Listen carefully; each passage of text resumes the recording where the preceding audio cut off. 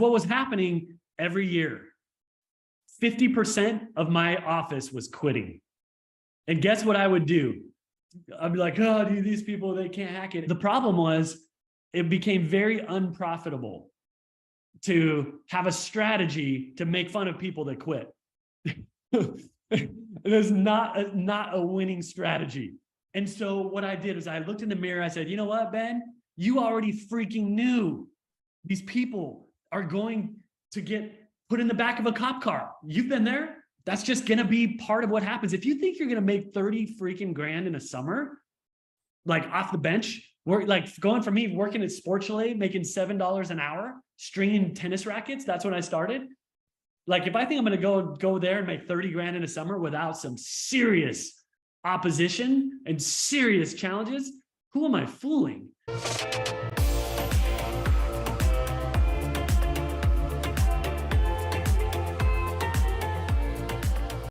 And so what I learned, what I did was I got pretty ticked off at the situation of losing half my guys every year.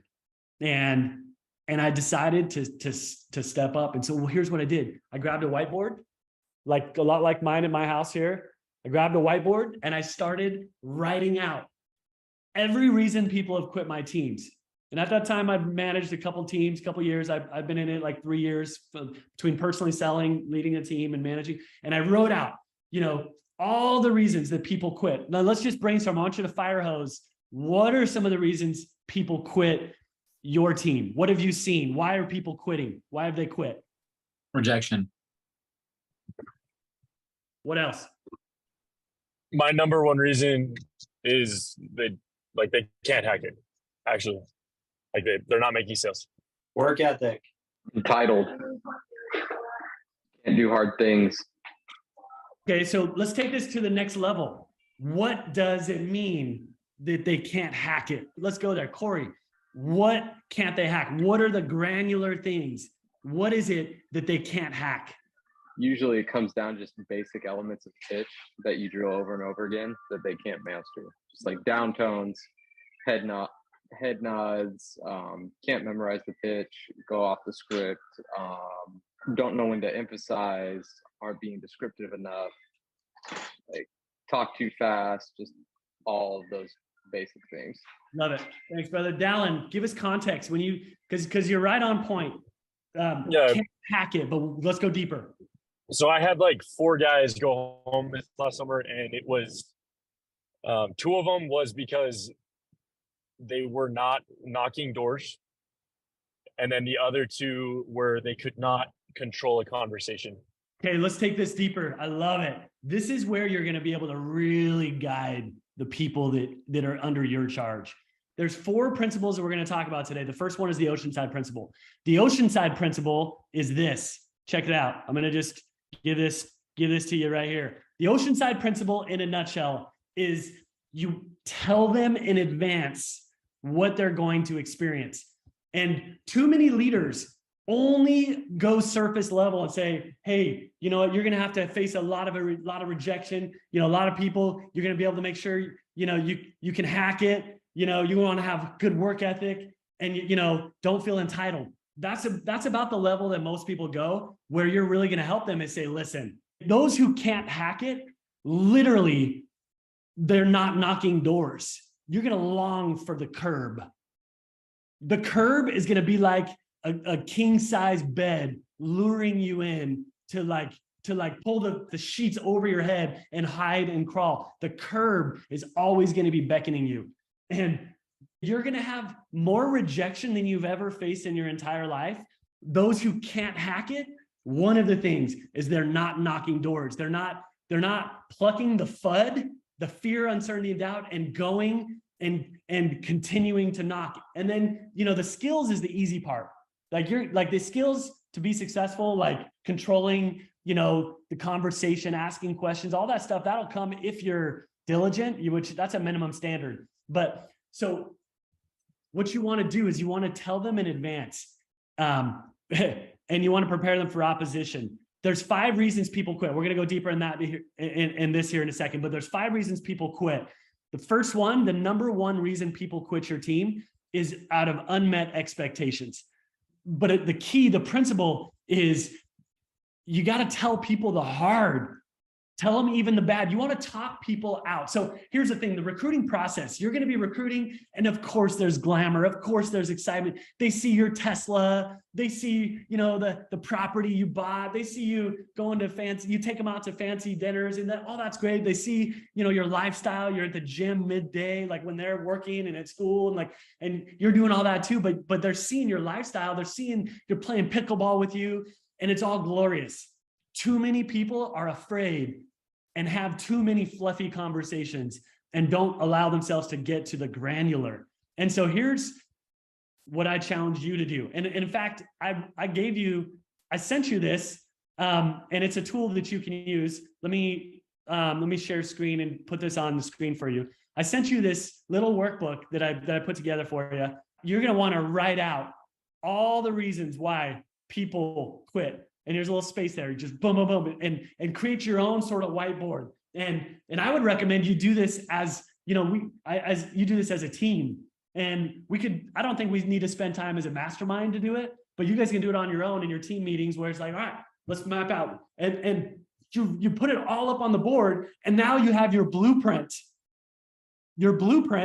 for how to prepare, how to not underlead the people that you serve. And you just put it on the board and be like, all right, these are the things all the reasons people are quitting. And then what you do is that you have an Oceanside meeting with your guys and you bring them all in. And let me just give you an example of what I did. This is my first recorded one. And I did this year after year, but this is the first one I'm going to share with you. This is my first original Oceanside. I would bring them I brought them in all together and said, listen, here's the ground rules. Here's the framework. Here's our team. This is what we're about. These are our goals. And guess what? I would then I took the things on my whiteboard and I put them down. And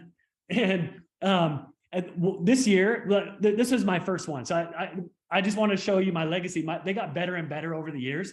But I had people quitting because they were sweaty. It was so hot. And their armpits were too sweaty. So when they knocked on the door, it was embarrassing. And I'm like, I'm not going to do that. I'm just like, what?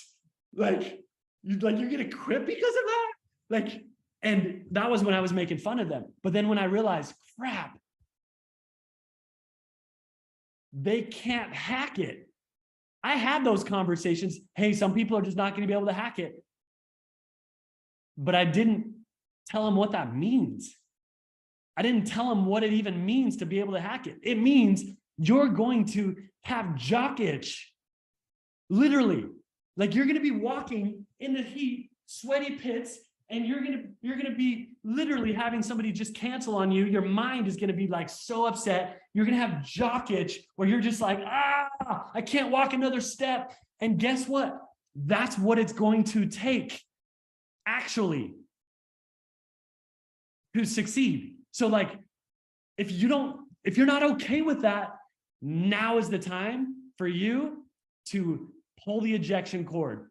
Because I'm telling you what, if you're going to actually go and do what most people have never been willing to do, you're going to have to pay the price that most people are not willing to pay. And so this is where you talk them out. This is where you have the courage and the confidence to tell them the hard. And here's where the magic is.